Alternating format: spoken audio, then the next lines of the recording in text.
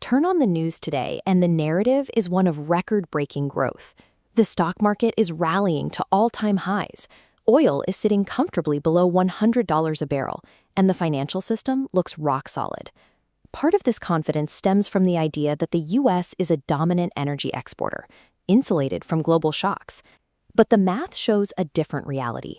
The United States actually imports 6.3 million barrels of crude oil every day, while exporting only 4.1 million.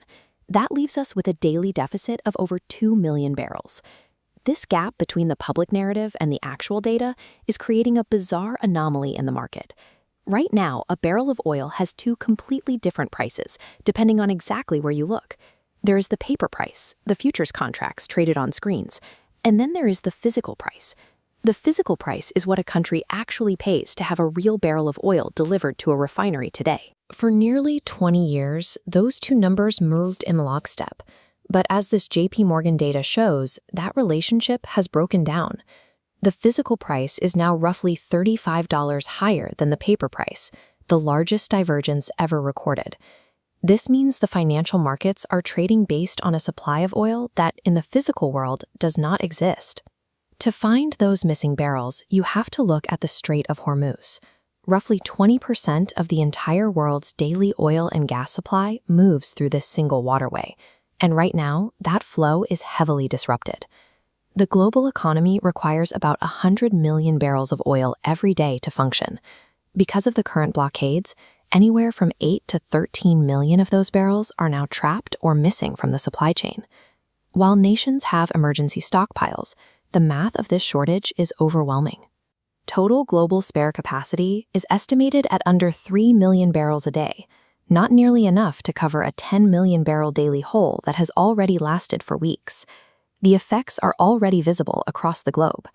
In Asia, fuel deliveries have slowed so much, the Philippines declared a national emergency after gas prices doubled. In Europe and Africa, governments are rationing electricity and diluting petrol to stretch supplies. Most of the physical world is already deep in an energy crisis. The tsunami is moving through the global supply chain, even if the U.S. hasn't felt the impact quite yet. The U.S. has been protected by a temporary buffer of pre-closure oil. These were the tankers that were already loaded and at sea before the blockades began, providing a few extra weeks of supply. But JP Morgan's data suggests that buffer is now exhausted. The final ships that cleared the strait in late February reached their destinations in Texas and California by mid-April. This raises a major question. If the oil is gone, why did the paper price on the stock market recently drop? It appears a massive amount of short positions were placed right as ceasefire talks were announced, traders betting heavily that prices would fall. In the paper market, a short seller is promising to deliver oil at a future date for a specific price. Right now, entities are selling those promises for $100, even if they have no physical oil to back them up and no clear way to get it. The screen price has detached from the physical reality. While the paper markets remain relatively calm, they are reflecting financial bets on a ceasefire rather than the actual availability of oil in the real world. When these paper contracts expire, the buyers will demand their physical oil. Since the sellers don't actually have it, they'll be forced to scramble and buy barrels at any price to fulfill their obligations, triggering a massive short squeeze. It's a moment where financial engineering hits a wall. You can print money, but you cannot print physical atoms.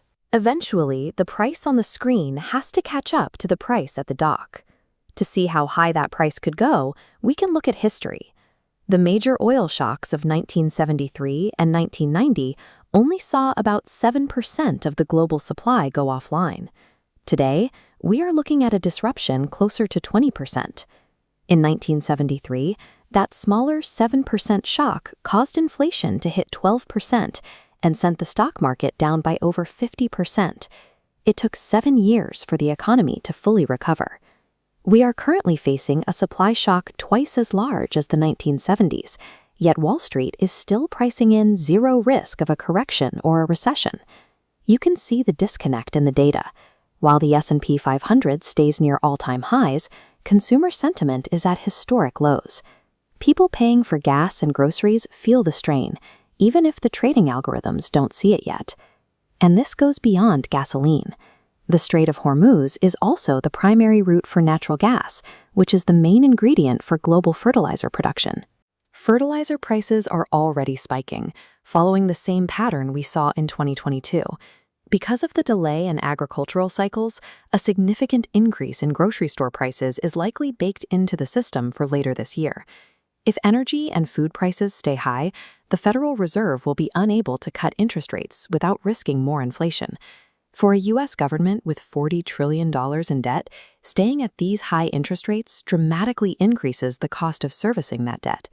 To pay those bills, the government has to borrow even more, creating a cycle where the debt begins to grow faster than the economy's ability to pay it back. While Western borrowing costs rise, China's bond yields are actually falling. For the first time in decades, global capital is looking toward China as a relative safe haven during an energy crisis. The financial illusion is running out of time. The management of the paper markets can only go so far before the physical reality of scarcity and inflation arrives at the register.